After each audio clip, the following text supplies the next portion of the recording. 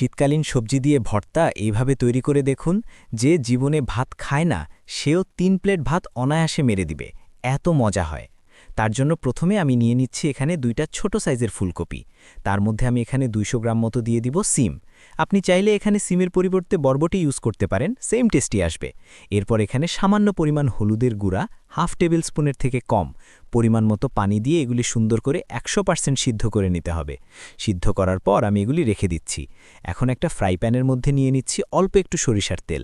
এখানে আমি ৫টা মাঝারি সাইজের টমেটো পাতলা স্লাইস করে কেটে নিছি। টমেটোগুলি একটা একটা এখানে সুন্দর করে দিয়ে দিচ্ছি। টমেটোগুলি এখানে আপনারা সুন্দর করে একেবারে যেন নরম হয়ে যায় ওইভাবে সুন্দর করে আপনি একটু হালকা পুরা করে বেজে নেবেন। আপনি চাইলে এগুলি আস্ত টমেটো চুলার মধ্যে পুড়েও নিতে পারেন, কোনো সমস্যা নাই। এইভাবে করলে একটু তাড়াতাড়ি হয়, সেজন্য আমি স্লাইস করে এগুলি সুন্দর করে নরম করে ভেজে নিচ্ছি। আমার ভাজা শেষ হয়ে গেলে এগুলি আমি উঠিয়ে নিচ্ছি। এরপর আমি ফুলকপি, সিম, টমেটো সবগুলি একলগে ভালো মতো ম্যাশ করে নিব। এখানে যত ফিনিশিংটা ভালো করবেন তত আপনার ভর্তাটা ভালো হবে। কসলায়া সুন্দর করে ভালো মতো আমি এখানে ভর্তা ম্যাশ করে নিচ্ছি। এরপর আমি এখানে কিছু শুকনো মরিচ, যতটুকু স্পাইসি পছন্দ করি ওই পরিমাণ শুকনো মরিচ আমি এখানে সরিষার তেলে ভেজে হালকা একটু লবণ দিয়ে কসলায়া সুন্দর করে স্লিপ ফ্লেক্স করে নিচ্ছি, গুঁড়া করে নিচ্ছি। এরপরে এগুলি সুন্দর করে আবার ভালো মতো মিক্স করে নিব, যেন মরিচটা প্রত্যেকটা ভর্তার সাথে ভালো মতো মিশে যায়।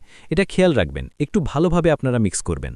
বাসায় অবশ্যই ট্রাই করবেন, অনেক মজার একটা রেসিপি শেয়ার করতেছি। এরপরে একটা কড়াইতে আমি নিয়ে নিচ্ছি অল্প একটু সরিষার তেল। তার মধ্যে 2টা দেশি পেঁয়াজ পাতলা স্লাইস করে দিয়ে দিচ্ছি। পেঁয়াজটা এখানে বেশিক্ষণ ফ্রাই করবেন না, হালকা একটু নরম করে নিলেই হবে।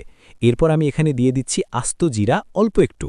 এখানে 1 চিমটি পরিমাণ আস্ত জিরা আছে। এটা ভর্তার সাথে কামড়ে দাঁতের নিচে পড়লে খেতে ভালো লাগে। এরপর আমার যখন পেঁয়াজটা একটু নরম হয়ে গেছে, আমি এখানে যে ভর্তাগুলি মিক্স করছিলাম সেগুলি এখানে দিয়ে দিচ্ছি।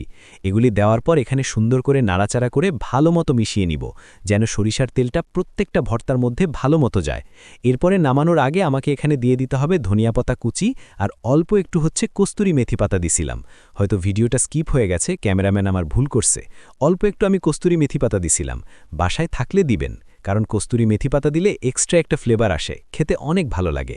এখন আমার ভর্তাটা তৈরি হয়ে গেছে, আমি প্লেটে উঠিয়ে নিচ্ছি। আপনি গরম ভাতের সাথে এই ভর্তা থাকলে আপনার আর কোনো কিছু লাগবে না, এমনকি এই ভর্তার সাথে আপনার ডালও লাগবে না। বিভিন্ন ভর্তার সাথে তো আপনার ডাল খেতে হয়, কিন্তু এই ভর্তার সাথে আপনার ডালও লাগবে না। আর রেসিপিটা ভালো লাগলে অবশ্যই পেজটা ফলো দিয়ে সাথে থাকবেন। এইরকম নিত্য নতুন রেসিপি পেতে অবশ্যই আমার পেজটা ফলো দিয়ে রাখবেন।